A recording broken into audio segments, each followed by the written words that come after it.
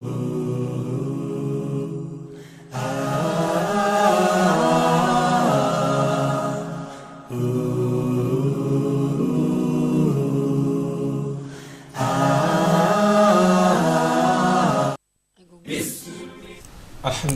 wa kafa summa salatu wa salam ala rasulillah wa ala alihi wa sahbihi wa man tabi'a bi ihsan ila yawmiddin. Amis jeunes, chers téléspectateurs, auditeurs, auditrices de la radio-télévision Bonferré, ravi de vous retrouver en cet après-midi du vendredi 27 juillet 2018 dans le cadre de votre émission préférée Jeunesse Active, l'émission de l'association des étudiants musulmans du Niger avec la collaboration du groupe radio et télévision Bonferré. Avec le même plaisir et le même dynamisme, aujourd'hui nous allons aborder un autre sujet d'actualité, le contexte du bac oblige. Vous vous rappelez certainement, il y a de cela quelques semaines sur ce même plateau, amis jeunes, nous vous parlions de l'orientation des candidats, des astuces pour avoir son bac. En un mot, comment avoir son bac. Aujourd'hui, près de 2 semaines après, les résultats du bac sont connus, les admis, les admissions, les échecs, chose tout à fait naturelle. Nous revenons à la charge sur ce plateau dans ce numéro de ce vendredi de votre émission sur l'orientation des nouveaux bacheliers. On a le bac, comment être orienté dans le choix de ses filières, dans le choix des universités, des concours à passer, etc. Chose tout à fait nouveau, peut-être on va le dire ainsi. Le bac, après tant de sacrifices consentis, des nuits blanches, pas de sommeil, des prières, des invocations, le résultat est là aujourd'hui, on est admis au bac. La joie partout, en famille, entre les amis, on a jubilé, c'est la joie un peu partout, chers amis. Mais cette joie n'est qu'une question de temps. En effet, peut-être 1 semaine, 1 mois, 2 mois après, des défis se présenteront en nous, des défis que nous sommes appelés à relever. Des défis, nous allons les dire, que faire avec le bac? Que faire avec le bac? Comment choisir sa filière? Comment choisir une faculté? Comment choisir une université? Les concours peut-être qu'il faut envisager à passer. C'est tout cela que nous allons passer en revue dans ce numéro de votre émission, je l'ai dit, Jeunesse Active. Pour en parler, je reçois donc sur ce plateau Dr Sido Adamou, que vous connaissez certainement, que nous retrouvons avec joie sur ce plateau après presque près de 2 mois, donc nous n'avons pas revu. C'est un plaisir de vous retrouver. Assalamu alaikum. Merci beaucoup, docteur, d'être là, d'avoir accepté notre invitation. Je rappelle aux téléspectateurs que vous revenez tout fraîchement du bac 2018. Vous avez été correcteur et membre du jury au niveau de Maradi. On va revenir un peu certainement sur ça. Le deuxième invité, il faut le rappeler, on vient de nous signaler que le second invité ne pourra pas être des nôtres. Nous nous en excusons. Il s'agissait d'un représentant de l'Agence nationale des bourses et des allocations ANAB. On vient de nous signaler que malheureusement, il ne pourra pas être parmi nous. Nous nous en excusons auprès de vous, chers téléspectateurs. Ce n'est que partie remise. Nous allons faire avec ce que nous avons. Docteur Sido Adamou, je le parlais ainsi, le bac 2018. Mais bien avant, nous allons recueillir vos impressions. Vous qui avez été au bac 2018, le travail dans l'ensemble, qu'est-ce que vous avez constaté sur le terrain, vos sentiments, vos premières impressions sur l'organisation du bac de façon générale. Bien, merci M. Seydou. Nous remercions Dieu effectivement de nous avoir autorisé à accomplir cette mission. Nous avions remarqué effectivement cette année, on connaît déjà que l'année scolaire a été émaillée de beaucoup de perturbations. Perturbations liées d'abord aux revendications des scolaires, l'USN, les structures syndicales scolaires, collèges et lycées. Ensuite, les enseignants qui ont eu beaucoup de réclamations, ou sinon qui sont partis énormément en grève, et cela certainement a dû coûter un peu aux résultats scolaires. Il faut dire dans le fond que, de la façon dont les résultats se présentent, nous sommes en train de rentrer droit dans le mur, sans vraiment langue de bois. Si chaque année, lorsqu'on organise le bac, on se retrouve à 30%, c'est qu'on dira que tous les efforts ne sont pas récompensés.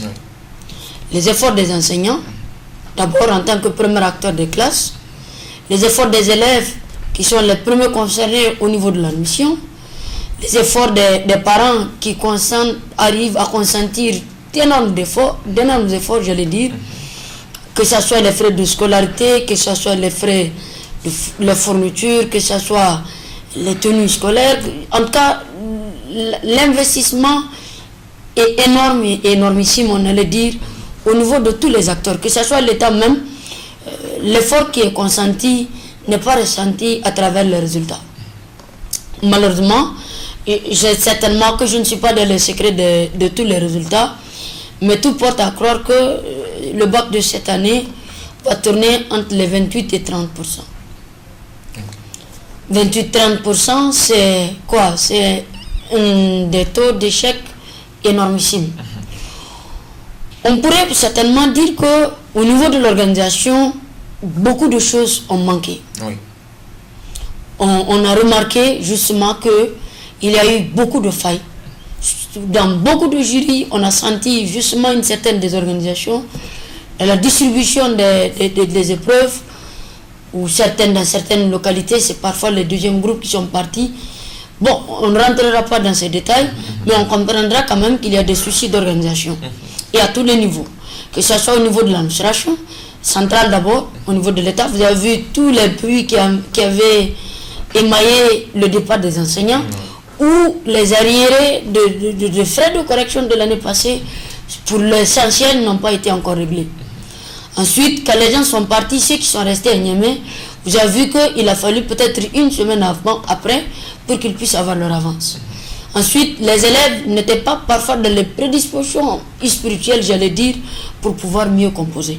En tout cas, dans l'un ou dans l'autre cas, on dira que ce bac-là a souffert de beaucoup d'impréparation. Mais quand même, qu'à cela ne tienne, l'essentiel a été fait, les gens sont admis, on ne pourra que leur féliciter et encourager ceux qui ne l'ont pas eu et aller encore mieux de l'avant. D'accord. Docteur, on l'a bien compris, c'est cela vos premières impressions. De façon générale sur l'organisation du bac, également le taux de réussite certainement national qui n'est pas encore officiel. On l'aura certainement peut-être au courant de cette semaine. Revenons-en à l'aspect des candidats. Des candidats, naturellement, il y a des cas d'échec, il y a aussi des cas d'admission et autres. Prenons les cas des échecs. Le cas de certainement qui constitue la grande partie de ces bacs 2018 là, il faut le dire. Un candidat qui a échoué au bac, il doit être dans quelle prédisposition? Donc, généralement, quand on échoue, c'est vrai, c'est la déception, le découragement et autres, mais le message qu'on peut adresser au candidat qui n'a pas vu son nom parmi les admis de ce bac 2018 là, quelle prédisposition doit-il prendre peut-être pour... Est-ce qu'il faut continuer? Est-ce qu'il faut abandonner? Est-ce qu'il faut abdiquer? En un mot, vous qui êtes un homme de terrain, qu'est-ce que vous pouvez dire à nos candidats certainement qui nous suivent en ce moment?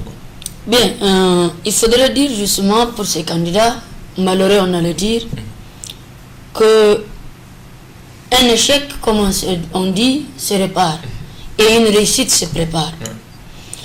Il faudrait d'abord, en premier lieu, se remettre en cause. Lorsque le candidat arrive à se remettre en cause et remettre en cause son travail, il allait se dire, ah, c'est parce que c'est à tel ou tel niveau que j'ai manqué, c'est pourquoi je n'ai pas pu réussir. On peut être le premier de la classe et échouer. Le plus souvent d'ailleurs, le bac, c'est ce qui se passe. Il suffit parfois de certaines erreurs parce que beaucoup paniquent devant les épreuves et ça crée une situation qui les amène justement à l'échec. Donc, la première attitude à adopter, c'est de se dire que cette année, c'est parce que justement je n'ai pas mérité ou je n'ai pas pu fournir l'effort nécessaire qu'il faut pour pouvoir aboutir au résultat qu'on attendait de moi. C'est pourquoi je n'étais pas admis. Maintenant, lorsque nous sommes dans une telle prédisposition, le candidat devrait comprendre que sa réussite ou son échec n'est d'abord que le résultat de sa propre personne. Lorsque on a une telle philosophie, on arrive toujours à réorganiser et à reconstruire les choses. Mais lorsque on jette l'anathème sur les autres, on risquerait toujours de voir que c'est l'autre qui est la source de notre problème. On ne risquerait pas d'arriver au résultat escompté. Ce qui est évident pour ces genres de candidats, c'est d'abord de garder son sang-froid. Et c'est de se dire que d'abord, obtenir le bac, ce n'est pas la fin du monde, ou échouer au bac, j'allais dire, ce n'est pas la fin du monde. Ce n'est juste qu'une étape, ce n'est juste qu'un pas de la vie. On peut toutefois échouer, mais réussir après.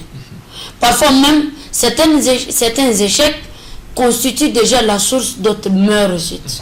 Peut-être qu'un candidat qui a 8 de moyenne, s'il admettait au bac, déjà pour les questions de bourse, pour les questions d'orientation, c'est déjà quelque chose d'extrêmement compliqué pour lui.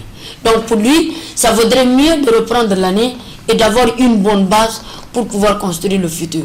Puisque le bac, on n'obtient pas le bac seulement pour l'obtenir. On l'obtient justement pour construire un avenir, pour construire un lendemain. Maintenant, puisqu'il a pu échouer, c'est d'office, il sait déjà qu'il est dans une position où il doit peut-être reprendre l'année. C'est de ne jamais jeter l'éponge. Certains, au bout d'un seul coup d'essai, ils disent non, moi ça va. Non. Rien ne vous dira que l'année prochaine, vous ne serez pas non seulement le premier de votre classe, même si vous avez été le dernier de la classe. Rien ne vous dira que vous n'aurez pas le bac avec mention. Et c'est ça qu'on cherche. Le plus important, c'est d'abord de reprendre. Et de se dire que finalement, c'est parce que je n'ai rien compris du programme, c'est pourquoi je suis arrivé à ce seuil. Puisque je suis là, il faudrait alors que je me reprenne. Me reprendre, c'est quoi? C'est d'abord revoir mes cours. Qu'est-ce qui a fait en sorte que j'ai manqué? Si je connais déjà mes insuffisances, c'est peut-être la mathématique. L'occasion est là, c'est les vacances, 2 semaines après, je reprends déjà mes exercices. Pour pouvoir rattraper justement le gap que j'ai en mathématiques. Si j'aurais fini avec cela, je verrai encore quelle est la deuxième matière dans laquelle j'ai dû échouer. Si c'était en français, je reprends mes exercices, puisque déjà la personne a déjà l'expérience de la classe. Il a déjà fait une année scolaire. Même si c'est peut-être parfois des années mouvementées que les gens font, quand même, ils ont eu l'expérience d'être déjà dans la classe. Maintenant, en essayant de préparer un peu le cours, un peu le programme, il aura déjà une étape où il va franchir le cap de ses insuffisances. Le jour où la rentrée scolaire va parvenir, certainement en septembre ou en octobre, il aura déjà pris une certaine avance. Et lorsqu'il prend une certaine avance, ça veut dire qu'il n'est plus en retard. Il a comblé le gap de ce qu'il n'avait pas auparavant. Et ce que je voudrais dire aux candidats, parce que malheureusement c'est ce qui amène à leur échec, c'est qu'aucune matière n'est à négliger. Si je suis en série D, ce n'est pas parce que je fais maths, physique, SVT et autres que je ne devrais pas regarder ou avoir un œil regardant par rapport au français, par rapport à la question d'histoire-géographie.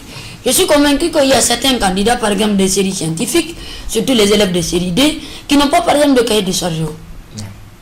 Il faut d'abord que la personne soit déclarée au second groupe pour qu'elle puisse courir, aller chercher un cahier d'histoire-géo. Or, par exemple, la majorité des élèves de série D, c'est des élèves qui sont appelés à faire économie, droit.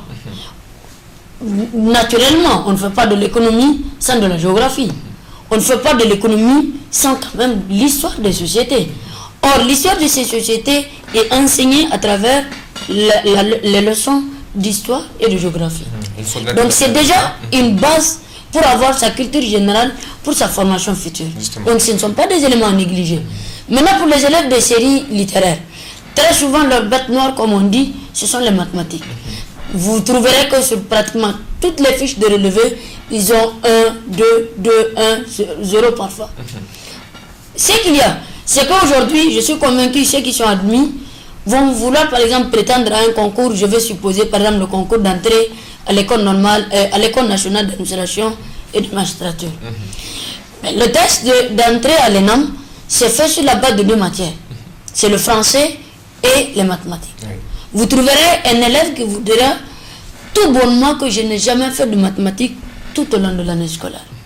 Ça veut dire quoi? Ça veut dire que la personne a créé les conditions de son échec après bac. Parce que tu ne feras pas ce test, ou quand tu le feras, tu seras certainement recalé.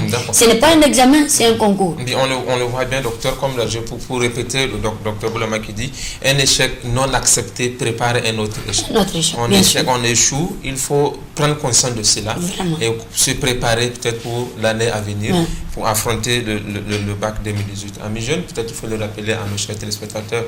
Vous qui venez de nous prendre en marche, sachez que vous êtes à votre émission préférée Jeunesse Active. Aujourd'hui, les questions de la vie du candidat après le bac. 2 semaines de cela, les résultats du bac sont connus. nous revenons pour donner des conseils aux candidats admis et aux candidats non admis. Qu'est-ce qu'il faut faire quand on échoue et qu'est-ce qu'il faut faire quand on a réussi au bac. Je suis avec Dr Sido Adamou, vous le connaissez certainement, il est chercheur associé au département de lettres, arts et communication. Il est aussi professeur certifié de français. Notre second invité, il n'a pas pu être de nôtres. Il s'agit normalement d'un représentant de l'ANAB qui devrait normalement nous orienter sur les questions des attributions et des offres de bourses nationales et étrangères. Ce n'est que partie remise, je l'ai dit. Nous allons continuer le cours normal de cette émission. Docteur, revenons-en maintenant aux candidats admis. Je l'ai dit, c'est la joie. On est heureux, la famille est heureuse, l'entourage, tout le monde est heureux finalement. Mais au bout du compte, pour les anciens, quand on voit les nouveaux bacheliers, ils nous font sourire. Parce qu'on a dit dans tous les cas, ils vont venir nous trouver ici. Cette joie éphémère là va prendre fin. Alors, on est admis au bac. 2 semaines, 1 mois après, cette joie va disparaître.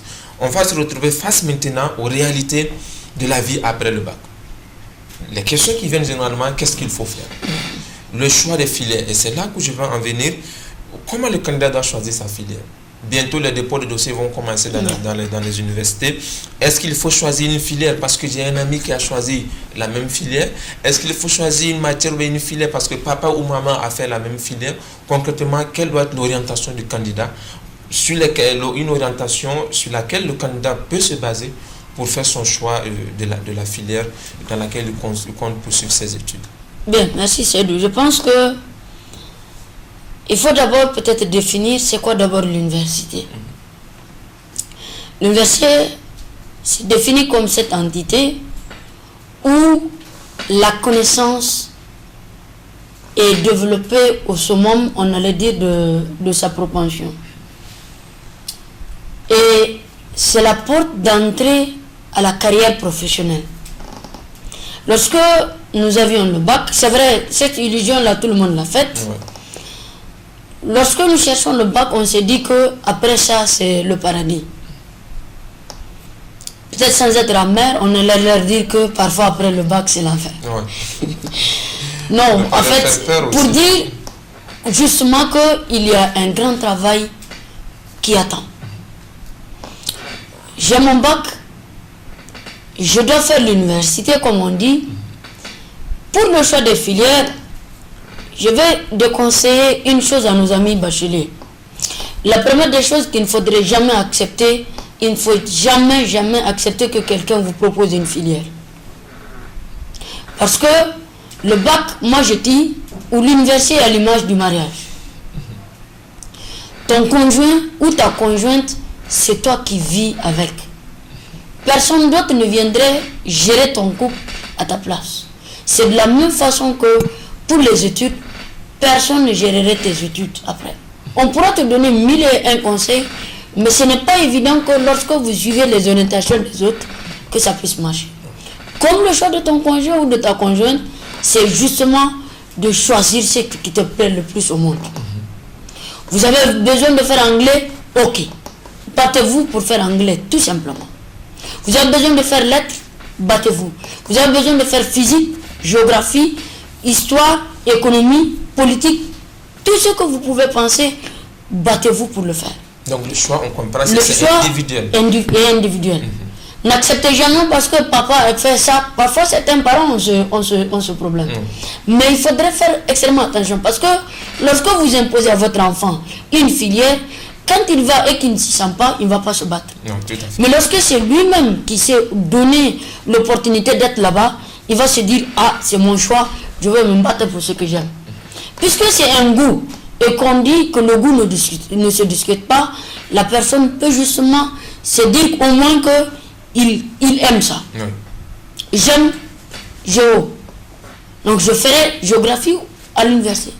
J'aime économie. C'est le cas, pour ne pas vous couper la parole, c'est le cas de ce papa parce qu'il a fait maths informatique, je le connais là en 2012, et il a souhaité que son fils aussi fasse maths informatique. Et pourtant l'enfant, il n'avait pas les capacités, les aptitudes, les prérequis nécessaires pour entamer cette carrière. Et finalement, ils ont forcé les choses.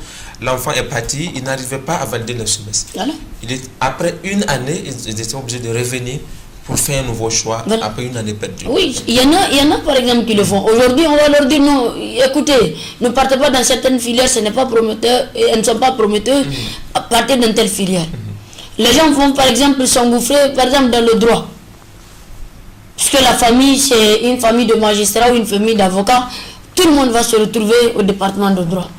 2000 étudiants, il faut se donner parfois les chances de réussir. Oui. C'est bien de faire le droit, on ne refuse pas, mais il faudrait peut-être trouver des opportunités pour qui te permettent quand même de trouver au mieux ton diplôme et de t'en aller. Parce qu'avec plus de monde, c'est difficile que le message même puisse passer. Donc ne forcez pas les choses. On n'impose pas une filière à quelqu'un au niveau de l'université. On lui donne des conseils. Le conseil qu'on peut te donner, voilà ce que contient telle filière. Si tu fais ça, au bout du compte, voilà ce que tu deviens. Tu fais le droit, au bout de 4 ans, tu peux faire la magistrature. Tu fais l'économie, au bout de 3 ans, tu peux aller faire une spécialisation pour être un expert comptable, pour être ceci. Tu fais lettres, tu peux devenir un professeur de français, ce que les gens n'aiment pas du tout entendre. Tu fais histoire, tu vas être un politologue, tu vas être ceci, tout dépendra des conseils qu'on pourrait vous donner. Oui. Et moi, je conseille énormément aux candidats d'abord d'aller avec leur intuition. Tu es venu, c'est ça que tu veux, inscris-toi là-bas et bats-toi. Maintenant, ce que ces candidats-là doivent faire, c'est d'aller d'abord vers les gens qui sont peut-être en première année. Et leur demander, par rapport à ce que vous êtes en train de faire, comment les choses se présentent. Par rapport à tel ou tel enseignant, comment s'y faire pour s'y prendre. Par rapport à tel ou tel autre événement, comment je devrais faire pour, par exemple, mieux réviser. Quand j'ai des cours qui vont de 30 à 40 pages. Tout cela ferait en sorte que vous ne serez pas vite dépaysé. Parce que ce qui fait le plus souvent les échecs, quand les gens viennent, le plus souvent pour le tronc commun, comme on dit, les gens se mettent trop à s'amuser. Et au bout du compte, ça devient un crédit contre toi. Et ce crédit-là, tu ne peux avoir aucun diplôme à l'université tant que tu n'aurais pas validé les crédits du semestre. Les crédits de la première année, on ne te fait pas cadeau de ça. Donc, c'est de mettre le paquet pour ne pas trop traîner et vite passer. Lorsque vous passez vite, vous avez espoir de vite finir.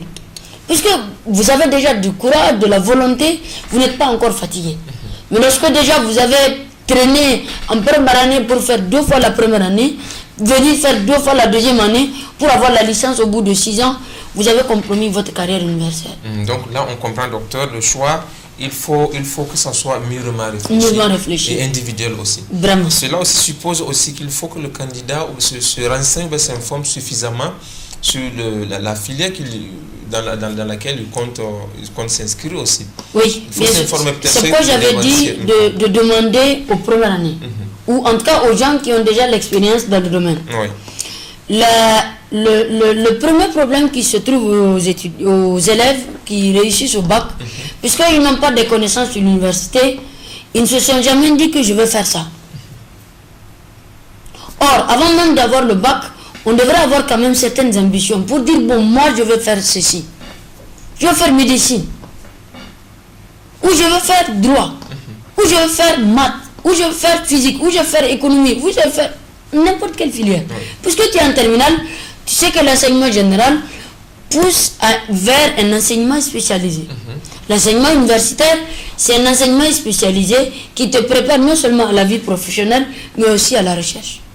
C'est-à-dire que plus tu avances, mieux tes connaissances s'élargissent et plus tes horizons aussi s'ouvrent.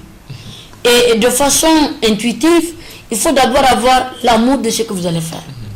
J'aime français, moi je ferai lettres. J'aime anglais, moi je ferai que le département d'anglais. Ça va être donc mon premier choix. Si j'ai ça, il ne faudrait pas que je me bloque parce que je n'ai pas eu ça, de ne pas faire encore un autre choix. Parce que pour certains, lorsqu'ils ratent leur premier choix, ils attendent et ils perdent par exemple une année. Lorsque vous perdez le temps, vous accusez des années et vous avez moins de chances de construire une carrière universitaire. Peut-être parfois, vous êtes destiné au bout de 5 ans de master, au moins d'être tenté pour vous inscrire en thèse. Au-delà aussi, docteur, justement, au-delà de la carrière universitaire, on connaît un peu les réalités de nos universités publiques actuellement. Les gens sont en train de déserter. Peut-être ceux qui ont les moyens, les gens s'orientent généralement vers les instituts, les grandes écoles privées de la place. Il faut aussi le dire aux candidats, une fois le bac acquis, une fois le bac obtenu, il ne faut pas peut-être seulement se fier aux études universitaires. Il y a aussi des concours, des tests dans certaines écoles sous-régionales qu'il faut aussi envisager. Ou bien certaines écoles privées ou instituts crédibles dans lesquels aussi là-bas on peut s'en sortir. Parce que si tout le monde va à l'université avec les perturbations que nous connaissons, peut-être il ne faut pas se le cacher, ça fait qu'aujourd'hui les gens sont en train d'un peu fuir le contexte universitaire. Je ne sais pas si vous avez quelque chose à dire par rapport à cela. Oui, il faudrait dire justement que ici, c'est parfois des questions de moyens. Mais même là aussi, c'est toujours l'enseignement universitaire. Oui. Toute formation après le bac devient déjà une formation universitaire, plus ou moins. Sauf dans quelques rares cas où c'est des formations professionnelles. C'est vrai, c'est ce que je disais dans la présentation. Par exemple, le test de l'ENAM est déjà lancé. Pour un candidat qui est intéressé, ça serait l'opportunité pour lui de s'y présenter. Mais l'essentiel, c'est d'abord de se dire que vous allez faire une carrière universitaire. Oui. Quel qu'en soit le domaine ou quelle qu'en soit l'école dans laquelle vous serez inscrit. Par exemple, au niveau des instituts, c'est le plus souvent des questions de moyens. On sait que tout le monde n'a pas les moyens. Ceux qui ont déjà les moyens savent déjà automatiquement ce qu'ils vont faire. Peut-être qu'ils ne vont même pas rester ici. Il y a les bourses. S'il était là, il allait certainement expliquer comment accéder. Il y a aussi les formations. Mais surtout aussi que les candidats, parfois, quand ils admettent, ils ne se disent pas que tout est acquis. Parfois, lorsqu'on admet, on croise les bras et on se dit qu'on est en vacances, on attend la reprise. La reprise, c'est peut-être bientôt, ça va être en octobre, on va espérer, malgré les différentes perturbations.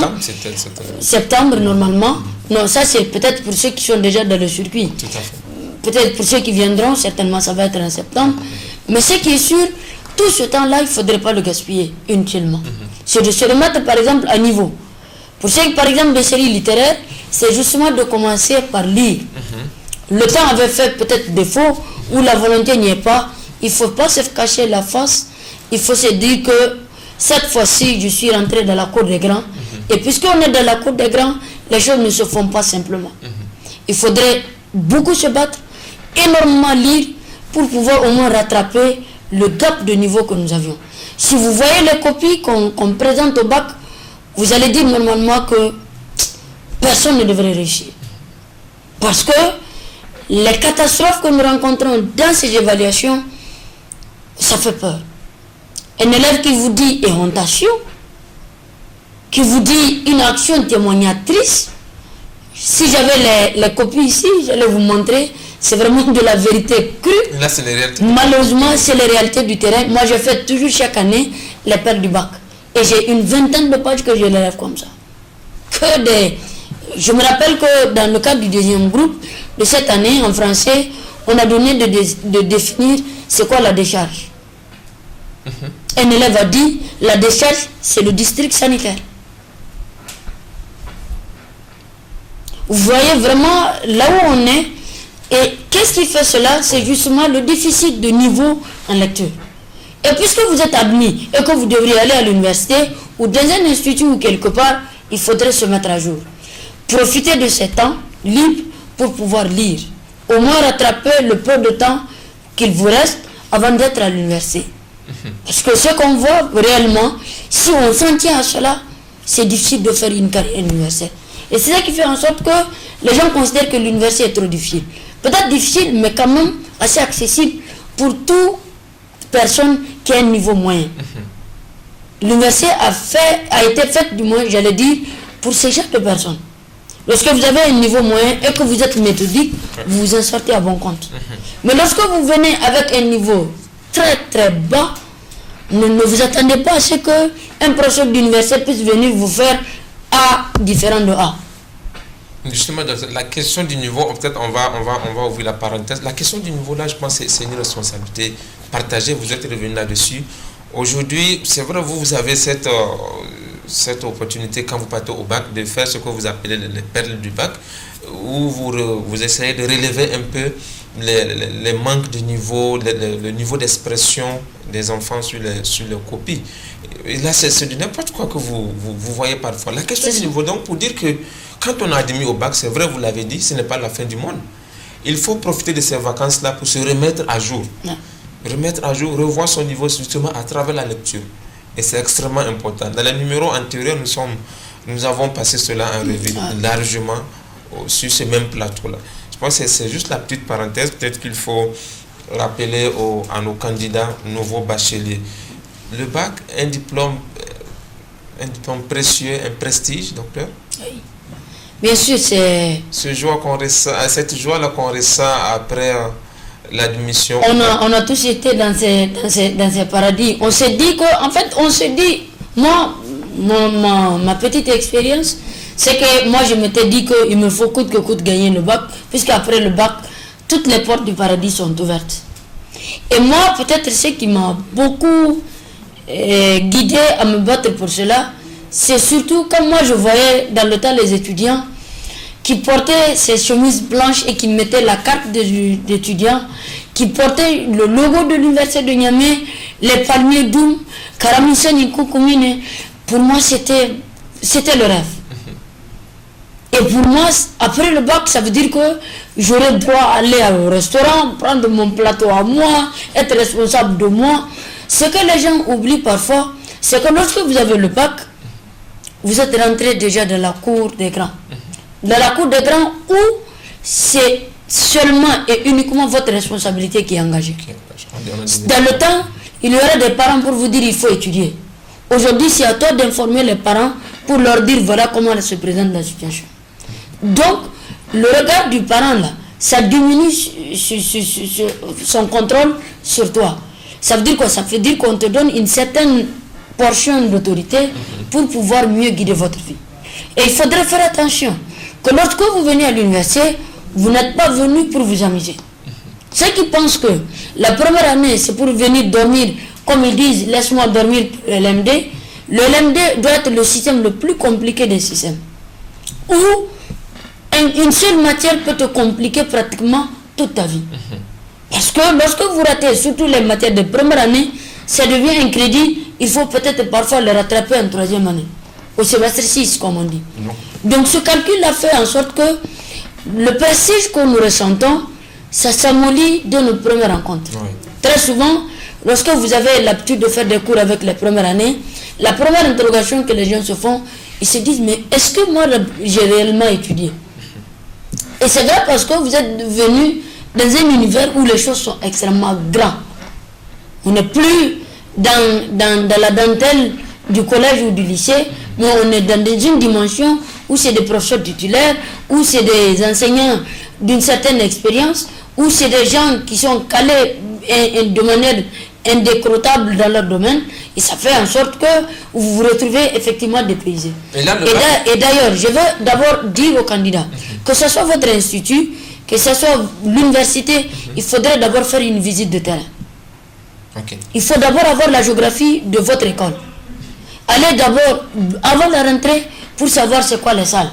Au lieu de venir le jour de la rentrée et chercher à demander où se trouve la salle A, par exemple si c'est la faculté de lettres que je connais un peu plus ou moins, où c'est la salle B, où est l'amphi A, où est l'amphi B, il faudrait aller faire une étude de terrain. Connaître la géographie de ton espace. Ensuite, essayer de savoir tel enseignant, qu'est-ce qu'il veut. Oui.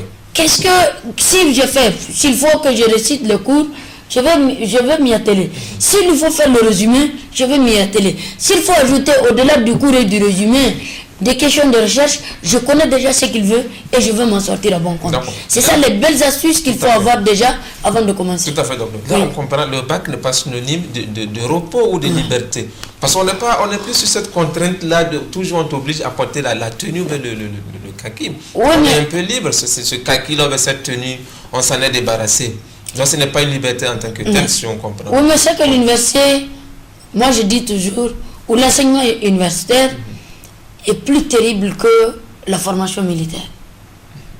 Pourquoi? Parce que, vous savez, dans l'ordre militaire, c'est une obéissance que vous devez à votre patron automatiquement. Dans l'enseignement universitaire, c'est que si tel est ton maître, il le restera éternellement. Et vous êtes obligé d'aborder d'abord la personne avec la plus grande discipline. Lorsque il y a un rapport de tension ou de conflit entre toi et ton enseignant, je crois que le premier perdant, c'est d'abord toi. Toi qui es venu justement à la conquête d'un savoir. C'est vrai, ce n'est pas le fait d'avoir le diplôme qui t'offre les portes du paradis, mais c'est quand même un pas vers ce paradis du travail. Donc, au lieu de perdre son temps dans les zizanies et le show, comme on dit, parce que là, tu étais dans une contrainte où tu devrais venir à 8 heures, la cloche va sonner, l'enseignant va entrer en classe, tu vas porter la tenue, veut ou veut pas. Ici, tu es dans un cadre où il y a une certaine relative liberté, mais qui n'est pas du tout de la liberté, parce que c'est une liberté qui a beaucoup de contraintes. Ou, si tu rates un seul cours, tu risquerais de ne plus rater les cours, ou de ne plus comprendre les cours, surtout les cours de départ. Il faut être toujours là lorsque les gens vont commencer, pour ne pas accuser un retard de compréhension de ce que les gens ont déjà fait. Puisque quand les choses vont commencer, parfois ça commence à une vitesse lumière. On programme un module, au bout de, toi qui es habitué à avoir le même enseignant, il y a déjà une dizaine d'enseignants qui doivent vous entretenir au bout de l'année. Et au bout de l'année, vous avez déjà à peu près parfois 20 heures, 30 heures de cours qu'on vous bloque en une semaine. Si tu as raté la semaine, ça veut dire que tu as déjà raté le module. Donc il faudrait faire extrêmement attention en exploitant cette liberté. La liberté d'expression, la liberté de le comportement, la liberté surtout d'être assidu au cours. C'est vrai qu'il n'y a plus, comme au lycée, où on va dire conduite, il est en retard, le surveillant va prendre les absences. Ce n'est plus le cas. Mais ici, c'est une absence qui va te diriger contre toi. Plus tu t'absentes, mal tu comprends les cours. Et mal tu comprends les cours, mieux tu vas t'engager et beaucoup tu vas échouer. Et là, ça demande une préparation psychologique. Bien le sûr. cadre change. Vous partez dans un amphithéâtre de 1000 places. De 1000 places, si tu ne viens pas à 5 heures, parfois tu n'auras même pas de place. Donc ça demande une préparation. Il y a un autre aspect, l'aspect spirituel aussi qu'il ne faut pas perdre de vue. Quand on cherchait le bac, on a prié, on a fait des nuits blanches, on a invoqué, on a jeûné, on a demandé aux parents d'invoquer pour nous. Et Dieu faisant les choses ont bien marché. On a le bac. Il ne faut pas aussi oublier de remercier Dieu. Remercier Dieu qui nous a facilité ce diplôme. Ce diplôme précieux, ce prestige-là, il faut retourner vers lui. Le bac n'est pas synonyme de show, comme vous l'avez dit. C'est le gros dos, c'est l'orgueil. On devient le roi au quartier. La prière, c'est autre chose. Il faut retourner vers Dieu. Dieu qui vous a facilité ce bac, il faut le remercier. Généralement, on le voit quand on a demain au bac, généralement le cas de filles, comme le cas des garçons aussi, c'est les boîtes de nuit, les nightclubs, etc., etc. C'est la joie. Et cette joie-là, je pense qu'elle doit être une joie contrôlée, une joie bien cadrée, rester dans les limites de vos prescriptions religieuses. D'après tout, c'est le bac, ce n'est pas la fin du monde. Il faut savoir se contrôler. Docteur, nous allons aborder la dernière partie de ce sujet portant sur l'orientation des candidats. On a parlé de la préparation psychologique que le candidat doit avoir.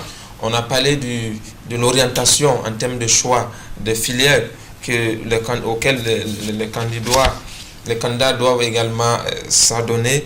Maintenant, venons-en en termes de conseils pratiques. Vous en avez évoqué un peu en grande partie, les conseils pratiques. J'ai envie de vous demander, docteur, quelle a été votre joie? Est-ce que vous avez ressenti dans votre parcours académique une autre joie, autre que celle que le jour que vous avez eu, le jour de votre admission au baccalauréat? Ah, bien sûr. C'est que c'est ça aussi comment est-ce qu'on a dit, le paradoxe du humain. C'est que lorsqu'on n'a pas cela, on considère que c'est la dernière étape. Mais lorsque vous finissez, que vous avez déjà la licence, vous oubliez automatiquement. Mais bon, l'universitaire n'a jamais senti qu'il est universitaire que quand peut-être parfois il est devant un jury. Lorsque vous défendez un travail, là vous sentez justement que vous êtes parvenu quand même à un summum de la quête du savoir qui vous a mené à l'université.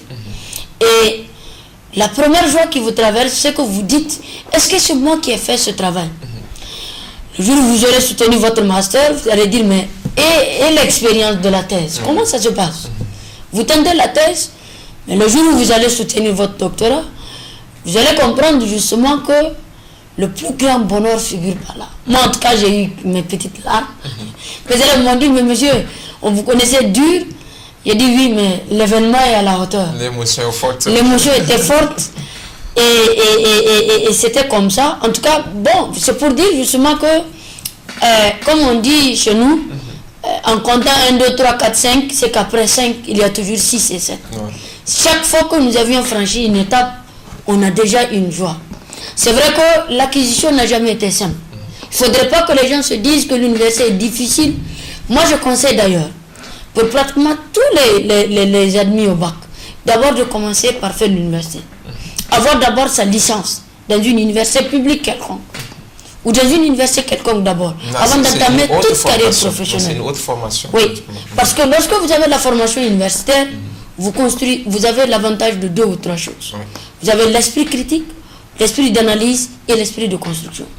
Que les autres formations ne vous donnent pas forcément. C'est vrai aujourd'hui, nous, les jeunes, nos plus gros défauts, c'est justement la précipitation. On veut vite finir et parce qu'on est trop pressé, on bouscule tout. On triche par là, on vole par là, on fait tout, mais il faut aller tout doucement puisque c'est un destin.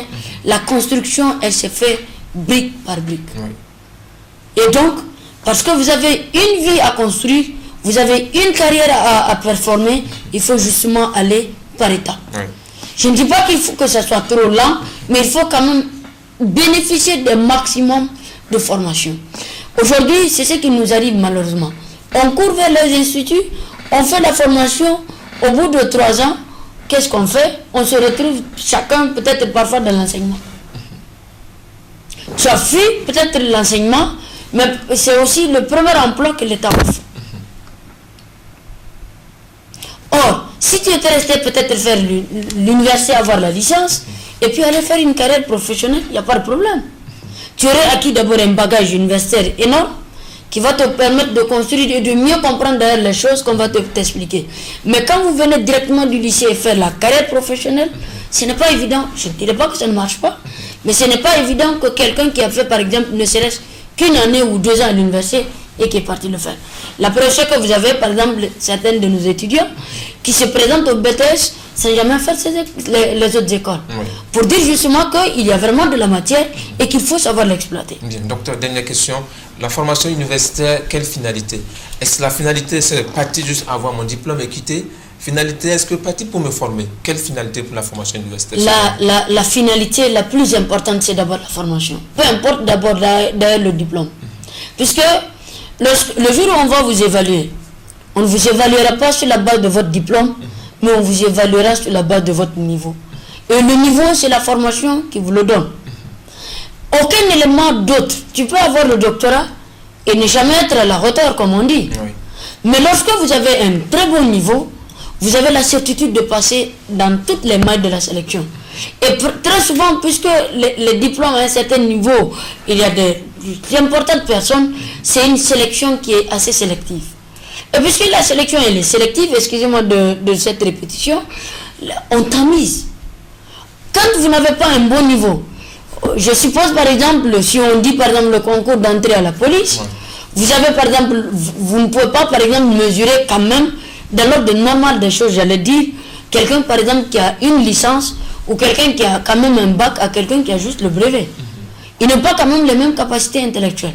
Physiquement, il peut te battre, mais normalement, intellectuellement, dans les normes, vous devrez quand même le battre à plate couture. Okay. Et c'est ça l'intérêt. C'est le niveau qui compte. Ce n'est pas parfois le diplôme. Malheureusement, nous, on met de côté le niveau, on se bat seulement pour avoir le diplôme. Mais est-ce que là, ce n'est pas un paradoxe? Quand on sait, nous sommes dans un système français, et le système français, c'est le diplôme. Oui. Vous déposez un CV, c'est le diplôme qu'on demande. Est-ce que là, généralement, les gens ont du mal à le comprendre? Oui, mais très souvent, le CV, c'est expliqué par ta compétence. Lorsque vous déposez le CV, les gens vont vous mettre d'abord à l'épreuve. Okay. C'est pourquoi il y a des périodes d'essai. Même l'État, quand il vous recrute, on dit 1 an, 2 ans. Il faut d'abord qu'on sache à qui on a affaire. Puisque le papier, on peut se le fabriquer. On peut se concocter un CV bien riche, bien garni. Mais lorsque dans les faits, vous ne reflétez pas ce que vous avez dit, mais vous risquerez d'avoir du discrédit. Bien, ouais. Et surtout, par exemple, dans le domaine de l'enseignement, dès que vous venez de votre premier cours, les gens vont vous dire, monsieur, c'est quoi ça là? Qu'est-ce que vous racontez là? Or, ils n'ont pas votre niveau. Ok, docteur. Donc, on a compris le message. Dernier mot, on sommes au thème du temps qui nous était parti. Je vous demande, docteur, de regarder les candidats en face, les nouveaux bacheliers que vous suivez présentement, et même les parents des nouveaux bacheliers. Quel message avez-vous leur à donner par rapport à la suite de leur parcours académique? Dernier mot. Chers amis candidats, sachez que l'avenir vous appartient. Votre carrière, votre vie, vous la construisez par vous-même. Décidez-vous et battez-vous, le Niger a besoin de vous. Chers parents, aidez d'abord ces jeunes-là à s'épanouir dans leur propre choix. N'imposez pas de choix parce que vous n'êtes pas là pour assumer les conséquences. Le résultat de ce qu'ils vont faire leur appartient. Et en conséquence, il faut leur donner les coups de franche. Acceptez quand même que votre enfant ne peut pas toujours avoir la même vision du monde que vous. Il doit avoir une maille à travers laquelle il va exprimer sa propre personnalité. Et je m'adresse surtout aux candidats, ou je m'adresse surtout aux bacheliers ou aux futurs universitaires. La vie, comme on dit, c'est un processus. Et ce processus-là, chez nous en Afrique, on dit, le bois de notre vieillesse, nous la ramassons pendant, ou du moins nous le ramassons, j'allais dire, pendant notre jeunesse. Sachez que Dieu vous a donné le meilleur des capitales. D'ailleurs, à la question de laquelle Dieu va vous demander, qu'est-ce que vous avez fait de votre jeunesse? Vous avez entre 18, vous avez donc l'opportunité de faire votre doctorat avant 25 ans. Vous avez 20 ans, vous avez l'opportunité de faire votre doctorat avant 30 ans. À 30 ans, si Dieu vous donnerait 40 ans, vous avez encore 40 ans de jouissance. Ne bâclez pas votre vie, puisque personne d'autre ne serait là pour vous aider à la reconstruire. C'est des morceaux et ça doit se recoller petit à petit. Allez tout doucement, ayez de l'espoir, ayez foi en Dieu, battez-vous et Dieu fera le reste. Battons-nous, Dieu fera le reste, Inch'Allah. C'est le mot du docteur Sido Adamou. Amis jeunes, nous avons été ravis d'être en votre compagnie. À vous également, merci d'avoir été des nôtres. C'est ici que prend fin ce numéro de votre émission Jeunesse Active. Aujourd'hui, vous l'avez compris, il était question de l'orientation des candidats, la vie du candidat après l'obtention du baccalauréat. On a compris le message, le bac ce n'est pas une fin en soi, que ce soit l'échec ou la réussite, il faut construire sa vie et la construire. Ayons foi en ce que nous faisons, ayons foi en Dieu, confions-lui notre destin et Dieu fera le reste, comme l'a si bien dit docteur Sido Adamou. Le Niger compte sur nous, nous sommes l'avenir de ce pays étant jeunes. Merci de nous avoir suivis et restez fidèles au programme de la radio-télévision Bonferré. Rendez-vous, Inch'Allah Ta'ala, la semaine prochaine pour une nouvelle thématique. Jeunesse et vacances profitables, c'est le sujet de la semaine prochaine. Espérons que nous serons encore ensemble, amis jeunes. Merci de nous avoir suivis. Merci à toute l'équipe de réalisation. Merci au groupe radio-télévision Bonferré. Assalamu alaikum wa rahmatullahi wa barakatuh. Alaikum salam wa rahmatullahi wa barakatuh.